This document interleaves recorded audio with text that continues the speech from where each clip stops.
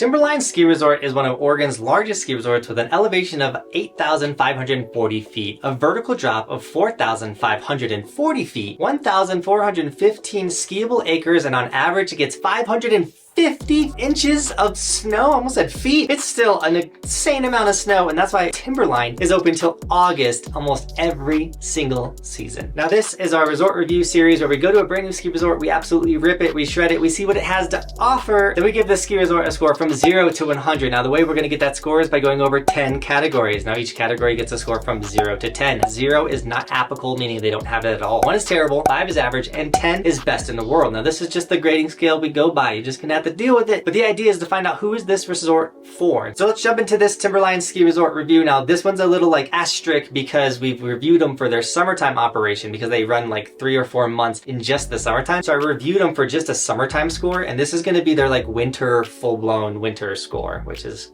super rad.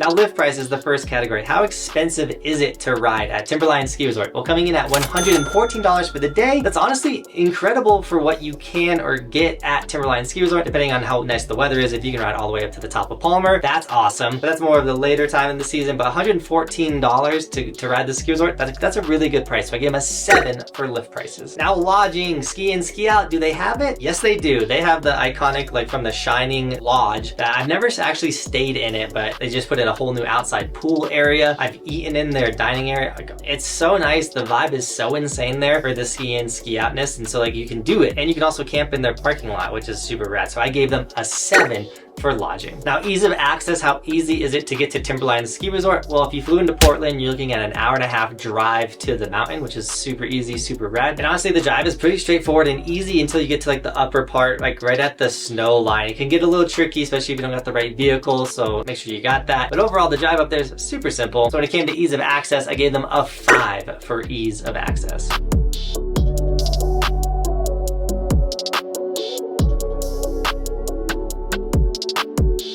Now, if you're wondering why we went all the way to Timberline Ski Resort for just the winter time, it's because we have this crazy goal of riding every single ski resort in the United States, and you guys can track our progress by going to resortskimaps.com. Now, this is a map of every single ski resort in the United States. All of the green snowboarders are the places that we have been. You can click on them and watch the videos there. If you click on a red snowboarder, nothing's gonna pop up because we haven't been there yet. Now, you can click the top right-hand corner and see our upcoming schedule for the season, so you guys can come and shred with us for the upcoming year, which is really rad to shred with you guys. If it's not filled out, we might be making some changes or things might be happening. So just stay tuned, we will get our schedule posted in there. But overall, resortskimaps.com is like the way I plan all of my vacations and like routes and like how we're gonna ride these resorts. It's really the raddest tool for skiers and snowboarders. You can even organize it by epic or icon, whatever pass you have. So check out resortskimaps.com, see the resorts that are near you that you wanna go ride or the state that you wanna go ride in. It's super insane. Now lifts, we gotta get up the mountain, and they have 7 chairlifts for you to get you up the mountain. Nothing fancy, no gondolas, no chondalas, no bubbles. They have 1 surface lift. You're definitely gonna get up. The lifts are definitely older. It's not that fancy. You're gonna get up the mountain though pretty decently fast, and the lifts are in the areas that you need them to be. So I gave them a 5 for chairlifts, pretty average. Now runs, how sick are the runs at Timberline in the winter? If you're not getting up to Palmer, you got nothing steep. It is one of the flattest resorts I've ever ridden at. Specifically on a powder day, which I had, I was not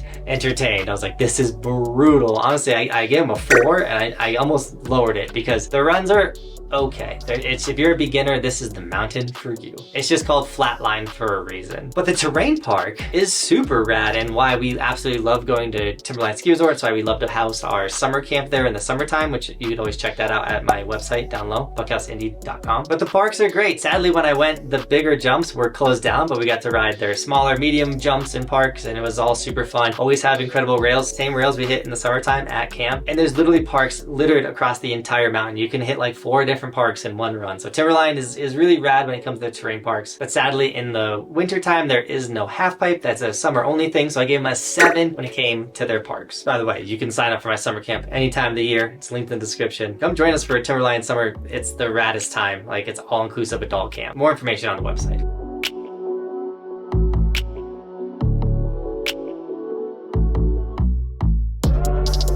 Now, if you're enjoying this video and you want to support this dream of riding every single ski resort in the United States, you guys can do that by snagging an Evolution sticker. We even have ski versions for all the skiers out there, but if you snag the sticker, throw it on the side of your helmet, let everyone know you're part of Team Buckhouse. That really does support the dream. That's where our travel budget comes from. So you guys snagging the merchandise, whether it's the stickers or the shirts or whatever, it really means the world to me. If you snag it, tag me on Instagram and I'll give you guys gear and sticker shout outs in my vlogs. Now, food. How is the food at Timberline Ski Resort? Well, I've had a couple years of getting to eat at the food. Specifically, the food inside the hotel is like, oh, it's so good. And if you like to drink alcohol, it's where you're gonna find the better drinks. But their main day lodge also has like incredible just resort food, a little higher end. They also have a really nice bar there. But I didn't know this. They have this rad little taco shack that has incredible tacos. I got to have that for this first time. And I was just like, dude, Timberline has some of the best food at a ski resort. I gave them a 9 for the food. They have a couple options, but the options are incredible. Maybe because I've eaten at Timberline a lot. I don't know. Get the nachos in the day lodge at the bar.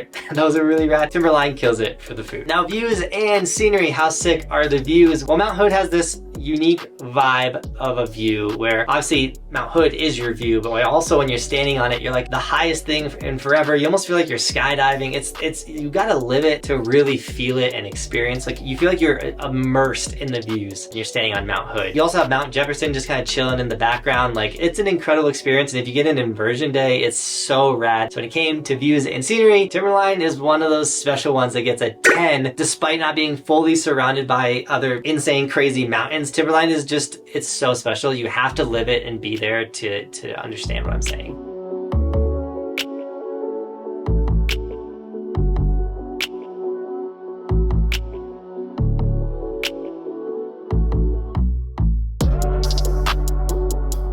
Now, employees. How sick are the employees at Timberline Ski Resort? Well, I've been going there for a minute, specifically every single summer. We're going on our 5th summer camp. And I really have not had a bad experience with any employees. And we can cover employees because we've had a terrible experience at Keystone. You can check out the Keystone incident right here. But an employee can absolutely make or break your day in the mountain. They can give you the proper rentals and you have the best day, or they can just not care and give you stuff that's way too big. It doesn't fit you. You have a horrible day in the mountain. That's why we cover employees. And once again, for multiple years, Timberline's come in very consistent. Everyone's been very nice. I haven't had a bad incident with a single employee. But when it came to employees, I gave Timberline a 7 for employees. Now, the last category, the would I go back factor, because if I want to go back to a ski resort, why would I recommend it to you guys? And when it came to Timberline Ski Resort, I gave them a 10 because I would absolutely go back. Timberline is such a fun mountain. I wouldn't go back on a powder day, but I go back every single year for my summer camp. I think the summertime activities kind of shines above the winter time, and the train parks are just as rad in the like winter, springtime versus the summertime. I don't know. Timberline is an incredible place. You have to go experience it. You can do it with my summer camp, but let's give them a score from 0 to 100. But before we do, if you enjoyed this video, you want to check out other resort reviews, you can check out the resort review playlist right here, or go back to resortskimaps.com where we have all of them listed. You're gonna be able to see 2 Timberline reviews. You can also see how this wintertime compares to the summertime. Let's see how I rated them.